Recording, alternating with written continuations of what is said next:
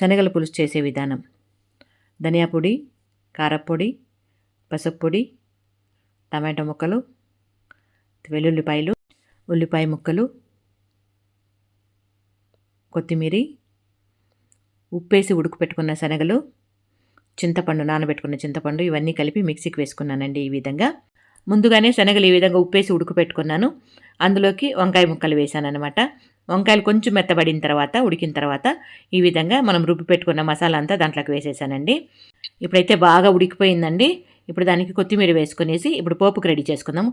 Stove మీద బాండ్లు పెట్టి ఆయిల్ వేసి, ఆయిల్ వేడెక్కిన తర్వాత ఆవాలు, జీలకర్ర వేసి ఉల్లిపాయ ముక్కలు వేశాను. దాని తర్వాత కరివేపాకు వేశాను. అవి కొంచెం వేగిన తర్వాత కొద్దిగా బ్రౌన్ కలర్ వచ్చే వరకు వేయించుకొని అందులోకి ఇంగు వేశాను. దాని తర్వాత పులుసులోకి అయితే పోయేసాను. ఫైనల్గా మన వంటలు అయితే ఈ విధంగా రెడీ అయిపోయినాయి. దాంతోపాటు ఈ విధంగా పప్పుల పొడి కూడా చేశానండి. మన ఆశ్రమ వాసులకి, మన పని వాళ్ళకి అందరికీ వడ్డిచ్చేసాను. ఇది ఈ పూట మన చిన్ని వీడియో. నచ్చితే లైక్ చేయండి అబ్బా.